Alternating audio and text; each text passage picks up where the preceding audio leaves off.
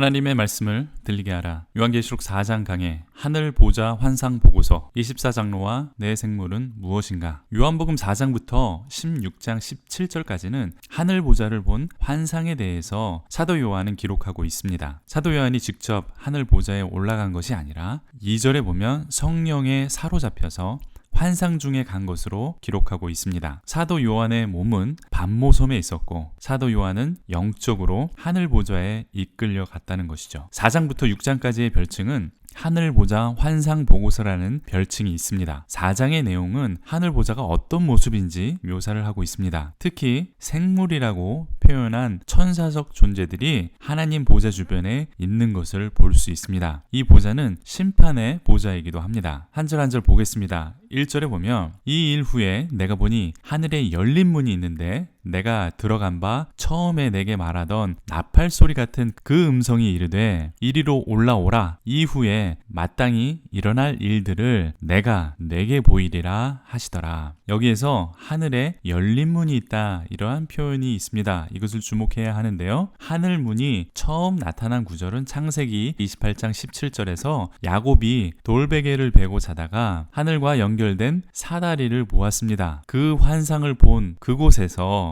야곱은 이곳이 하나님의 집이요 하늘의 문이라고 그렇게 말했던 것이죠. 하늘문이 열려 있다. 이것은 하나님과 우리의 통로가 열려 있다는 것입니다. 열린 문으로 가능하게 하신 분이 바로 예수님입니다. 또 예수님이 이 문이 된다고 요한복음에서 말씀하고 계시죠. 예수님을 통하지 않고는 아버지께 갈 수 없다, 이렇게 선언하셨습니다. 또 예수님이 스스로 자신을 양의 문이다 라고 표현한 적도 있습니다. 우리 모든 성도들의 천국 문이 되시는 분이 바로 예수님입니다. 그러니까 예수님께서 이 문을 활짝 열어놓으신 분이고 예수님께서 이 문이 되시는 것이죠. 그것을 사도 요한이 환상 중에 보았습니다. 그 문이신 예수님께서 직접 사도 요한에게 올라오라 이렇게 말씀하셨고 사도 요한을 이끌어서 하늘 보좌를 보여주시고 앞으로 일어날 일에 대해서도 보여주셨다는 것입니다. 그리고 약간의 논란이 있는 구절이긴 한데요. 1절의 중간 정도에 보면 내가 들은 바 처음에 내게 말하던 나팔 소리 같은 그 음성이 이르되 라는 구절이 있습니다. 이 나팔 소리 같은 음성은 1장 10절에 나오는데 그 음성, 처음 들었던 그 음성을 말합니다. 그리고 다시 이 음성을 듣게 되는 것이죠. 그런데 어떤 학자들은 이 1장 10절의 첫 번째 음성은 예수님의 음성이 아니라 천사의 음성이다, 이렇게 말하고 있습니다. 예수님의 음성은 1장 15절에서 큰 물소리와 같다라는 표현이 나오는데 그 표현과 다르기 때문에 이것은 예수님의 음성이 아니다, 천사의 음성이다, 이렇게 주장하고 있습니다. 저는 이 주장에 동의하지 않습니다. 이유는 1장 10절에 나팔 소리 같은 음성을 들었습니다. 그 음성은 7교회에 편지하라고 말씀하셨고 1장 12절에도 사도 요한은 그 음성 쪽으로 돌아다 보니까 7금 촛대 사이에 계시는 예수님을 발견했다는 것이죠. 그렇기 때문에 저는 이 음성이 예수님이 맞다, 이렇게 주장하고 있습니다. 그 나팔 소리 같은 예수님의 음성을 두 번째 들었는데 바로 그 음성이 이리로 올라오라 라고 말씀하신 바로 그 예수님의 말씀인데 이 구절도 이것이 휴거를 말한다 라고 주장하는 분들이 있습니다. 그렇지만 이는 휴거를 말하는 것이 아니라 사도 요한을 이끌어서 이후에 일어날 일들을 보여주겠다 하고 하늘 보좌로 이끄시는 그러한 예수님을 묘사하고 있는 것이죠. 그 사도 요한은 하늘 보좌를 보게 되죠. 그 보좌에 어떤 분이 앉아 계시다고 말하고 있습니까? 3절을 보니까 그분의 모습으로 이렇게 묘사가 되어 있습니다. 앉으신 이의 모양이 벽옥과 홍보석 같고 또 무지개가 있어 보좌를 둘렀는데 그 모양이 녹보석 같더라. 그 보좌에 앉으신 분의 모양이라고 되어 있습니다. 그분의 모양이 벽옥과 홍보석 같다, 이렇게 표현을 합니다. 이런 표현 들어보셨습니까? 아, 그 사람은 다이아몬드 같아, 그분은 에메랄드 같이 생겼어. 굉장히 생뚱맞지 않습니까? 상징적인 표현입니다. 겉에 보이는 묘사가 아니라는 것이죠. 계시록 대부분의 표현이 상징적인 표현입니다. 묘사가 아니라는 것이죠. 3절 벽옥과 홍보석, 이것은 둘 다 붉은색입니다. 벽옥은 붉은색이지만 다른 색으로도 나타나기도 하는데요. 그렇지만 대부분 붉은색이고 여기에서도 붉은색을 말하고 있습니다. 이는 저는 예수님을 상징한다 이렇게 개인적으로 보고 있습니다. 예수님의 보혈의 색이고 왕이나 귀족이 입었던 색이기도 합니다. 벽옥과 홍보석은 제사장의 흉패에 붙어있는 보석이기도 합니다. 제사장의 흉패에는 12보석이 붙어 있는데 12지파를 상징하고 있습니다. 가로 3개, 세로 4개, 총 12개의 보석이 박혀 있는데 첫 번째 보석이 홍보석이고 마지막 보석이 벽옥입니다. 그렇지만 여기서 제사장의 흉패와 큰 연관성이 보이지 않습니다. 그래서 굳이 제사장의 흉패와 연결하는 것은 무리라고 판단이 됩니다. 또 다른 의미는 요한계시록 21장에서 이 보석이 다시 나타나는데 21장 11절에 보면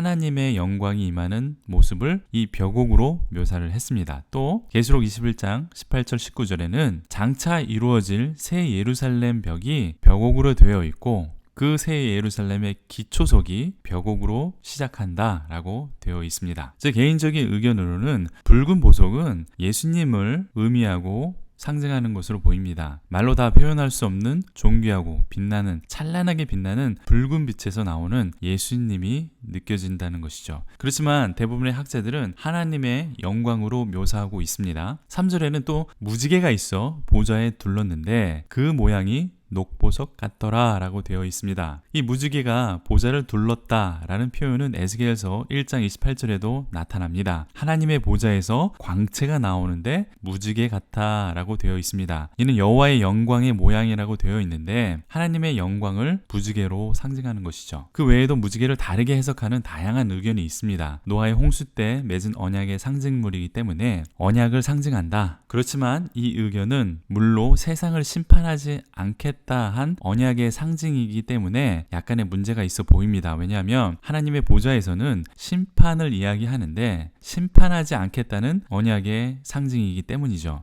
그래서 무지개는 언약을 상징한다 라는 것은 좀 무리라고 보고 있습니다. 또 여러 가지 견해가 있는데 그리 중요한 것은 아니라고 판단되기 때문에 그냥 넘어가겠습니다. 계속해서 4장 4절의 본문 말씀을 보면 또 보좌에 둘려 24보좌들이 있고 그 보좌들 위에 24장로들이 흰 옷을 입고 머리에 금관을 쓰고 앉았더라. 하나님의 보좌 옆에 이 장로가 무엇인가 하는 논쟁은 아직도 계속되고 있습니다. 또 다양한 의견이 있기 때문에 굉장히 소모적인 논쟁입니다. 그래서 자세히는 다루지 않겠습니다. 우선 이 24장로들이 천사인가 사람인가 라는 의견으로 크게 두 분류로 나누어집니다. 그리고 또 이 24장로가 어떤 존재인가, 어떤 역할을 하는가 이에 대해서는 굉장히 학자들마다 다양한 해석들이 있습니다. 신천지에서는 24장로들을 하늘나라의 행정요원이라고 말합니다. 다음 구절에서 나오는 네 생물은 무관의 역할을 한다. 그리고 24장로들은 행정을 맡아 일한다. 이렇게 말하고 있는데 이런 주장을 하는 신학자도 있기는 합니다. 그런데 이것도 약간의 문제가 있습니다. 24장로와 그리고 네 생물이 역할이 완전히 다르게 분류되지 않는 경우도 있기 때문에 문제가 있다. 저는 이렇게 말하고 있는데 또 다른 주장은 이스라엘의 12지파와 예수님의 12제자가 합해서 24장로가 되었다라는 주장도 있습니다. 그런데 이 주장도 문제가 있는 것이 사도 요한이 아직 이 안에 들어가지 않았는데 12사도가 되었기 때문에 이 주장에도 허점이 있습니다. 이것이 가장 보편적인 해석이기도 한데 너무 끼워 맞추지 않았나? 저는 그렇게 봅니다. 가장 성경적 근거를 가지고 있는 주장은 역대하 24장에 보면 레위인들 중에서 성전 직무를 수행하기 위해서 24명의 레위인을 뽑는 장면이 나옵니다. 역대상 24장 7절부터 18절까지 나타나는데 그렇지만 이 주장에도 역대기에 24제사장들이 제사일을 나누어 했지만 계시록에서 24장로의 역할은 차이가 있습니다. 그렇기 때문에 어느 주장이 맞고 어느 주장을 택해야 한다라고 말씀드리기가 굉장히 어렵습니다. 계시록 5장 8절을 볼까요? 그 두루마리를 취하심에 네 생물과 24장로들이 그 어린 양 앞에 엎드려 각각 검은고와 향이 가득한 금대접을 가졌으니 이 향은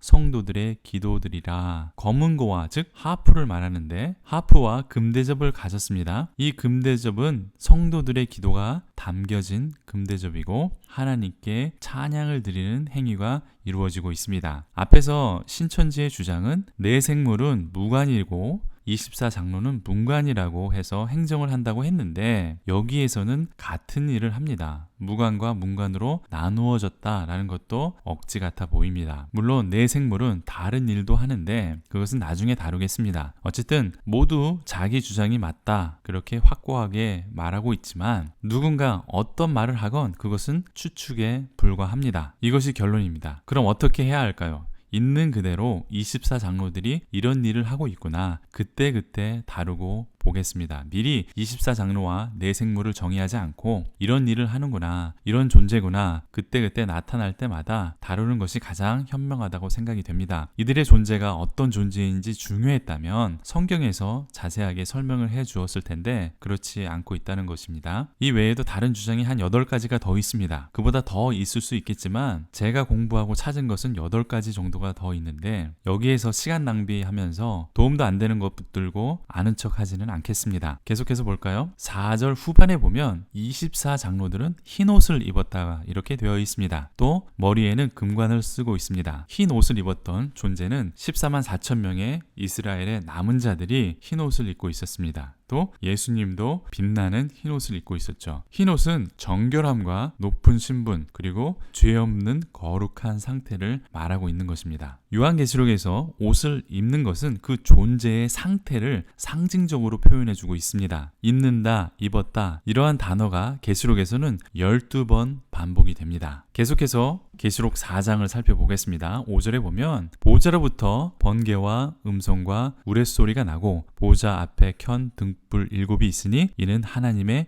7영이라 라고 되어 있습니다. 하나님의 7영이 또 등장을 하게 되는데요. 그 전에 하나님의 보좌에서 번개와 음성과 우레소리가 나옵니다. 출애굽기 19장 16절에도 시내산에서 우레와 번개와 나팔 소리가 크게 들렸다고 기록이 되어 있습니다. 하나님께서 임하실 때에 이런 현상이 일어나고 연기와 지진도 함께 동반되었습니다. 하나님의 임재를 나타내는 표현입니다. 또 출애굽기 9장에서 이집트에 재앙을 내릴 때에 우레소리가 났습니다. 하나님의 심판이 있을 때도 이런 현상이 나타난다라는 것을 우리가 출애굽기에서 찾을 수 있습니다. 이 계시록 4장 5절에 있는 번개와 음성과 우레소리는 계시록에서 3번 더 반복이 되는데 총 4번이 나타나게 됩니다. 8장 5절, 11장 19절, 16장 18절에서 21절에 나옵니다. 이 3번은 모두 심판의 재앙이 있을 때 이런 현상이 일어나는데 그 근원이 하나님의 보좌, 즉 우리가 지금 읽은 그 계시록 4장에 그 보좌로부터 온다는 것을 미리 말해주고 있는 것입니다. 하나님께로부터 오는 심판이고 재앙이다 라는 것을 우리에게 미리 알려주는 것이죠. 이집트에서 재앙이 일어날 때처럼 마지막 때의 재앙이 하나님의 보좌로부터 하나님께로부터 나온다 라는 것을 우리들에게 알려주고 있는 것이죠. 많은 분들이 이런 설명을 들어보지 못했을 겁니다. 이단들은 성도들을 겁주고 빨대를 꽂기 위해서 심판과 재앙에만 관심이 있고 기성교회는 계시록을 두려워하고 피하기 때문에 공부하지 않습니다. 어떻게 보면 재미없을지도 모르고 많은 사람들이 별로 관심도 주지 않지만 많은 분들이 계시록을 이해하고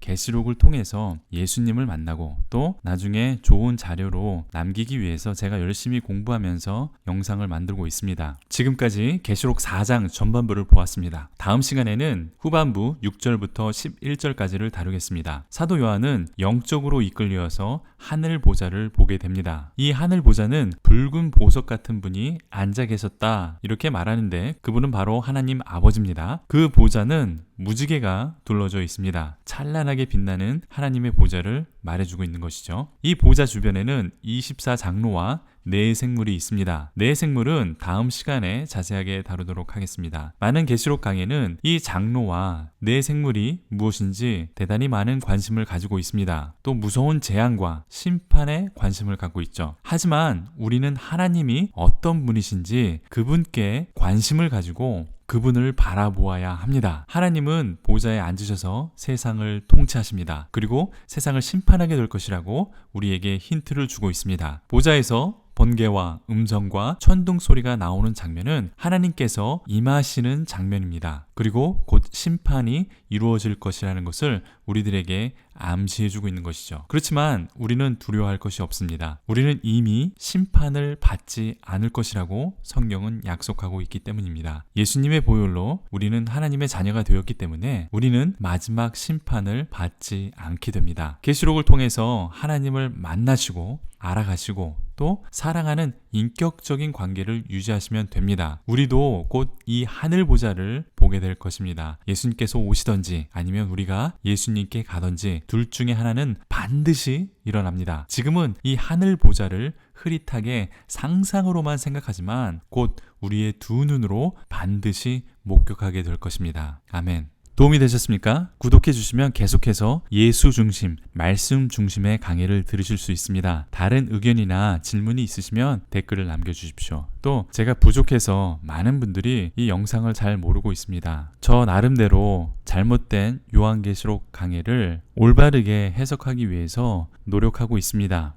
그렇지만 많은 분들이 모르고 있기 때문에 위기에 한국교회가 하나님의 말씀으로 다시 일어설 수 있도록 이 영상을 카톡이나 SNS에 공유해 주셔서 이 말씀 사역에 동참해 주시면 감사하겠습니다.